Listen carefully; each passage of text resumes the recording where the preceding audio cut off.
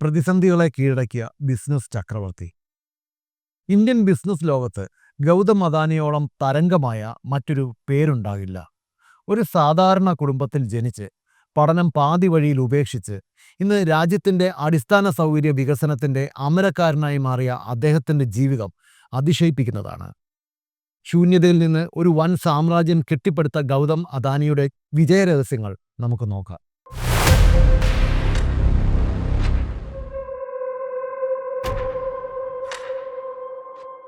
1962 അഹമ്മദാബാദിലെ ഒരു ഇടത്തരം കുടുംബത്തിലാണ് ഗൗതം ജനിച്ചത്.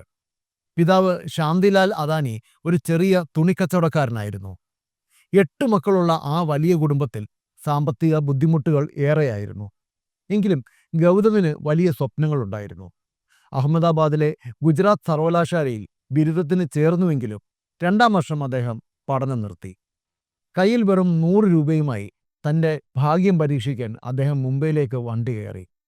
മുംബൈയിലെ തിരക്കേറിയ തെരുവുകളിൽ അലയുമ്പോഴും തൻ്റെ ഉള്ളിലെ സംരംഭകനെ അദ്ദേഹം തളച്ചിട്ടിട്ടില്ലായിരുന്നു.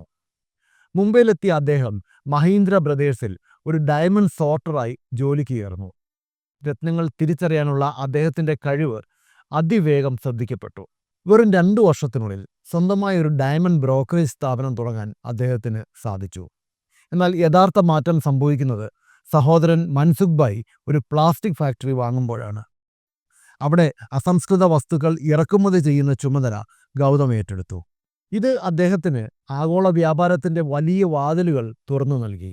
വിദേശ രാജ്യങ്ങളുമായുള്ള ഇടപാടുകൾ എങ്ങനെ ലാഭകരമാക്കാമെന്ന് അദ്ദേഹത്തെ പഠിപ്പിച്ചത് ഈ കാലത്താണ്. 1988 അദ്ദേഹം അദാനി എൻ്റർപ്രൈസസ് ആരംഭിച്ചു. 1991 സാമ്പത്തിക ഉദാരവൽക്കരണം അദാനിക്ക് വലിയ അവസരമായി. 1995 മുന്ദ്രയിൽ ഒരു തുറമുഖം പണിയാനുള്ള കരാർ അദ്ദേഹം നേടിയെടുത്തു.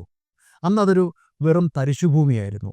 എന്നാൽ ഇന്ന് ഇന്ത്യയിലെ ഏറ്റവും വലിയ സ്വകാര്യ തുറമുഖമായി മുന്ദ്ര മാറിയിരിക്കുന്നു. തുറമുഖങ്ങളിൽ നിന്ന് ഊർജം, ഗ്യാസ്, വിമാനത്താവളങ്ങൾ, ഗ്രീൻ എനർജി എന്നിങ്ങനെ ഓരോ മേഖലയിലേക്കും അദ്ദേഹം തൻ്റെ സാമ്രാജ്യം പടർത്തി. കൃത്യമായ ആസൂത്രണവും സർക്കാരുകളുമായുള്ള മികച്ച ബന്ധവും അദ്ദേഹത്തിൻ്റെ വളർച്ചയ്ക്ക് വേഗത കൂട്ടി. അദാനിയുടെ ജീവിതം പലപ്പോഴും അപകടങ്ങൾ നിറഞ്ഞതായിരുന്നു. 1998 അദ്ദേഹം തട്ടിക്കൊണ്ടുപോകപ്പെട്ടു. 2008 മുംബൈ ഭീകരാക്രമണ സമയത്ത് അദ്ദേഹം താജ് ഹോട്ടലിലുണ്ടായിരുന്നു. മരണത്തെ മുഖാമുഖം കണ്ട ആ നിമിഷങ്ങളിൽ നിന്നൊക്കെ അദ്ദേഹം കരുത്തോടെ തിരിച്ചു വന്നു. ബിസിനസ്സിൽ ഹിൻഡർബർഗ് റിപ്പോർട്ട് പോലുള്ള വലിയ പ്രത്യാഘാതങ്ങൾ ഉണ്ടായപ്പോഴും അദ്ദേഹം തളരാതെ മുന്നോട്ട് നീങ്ങി.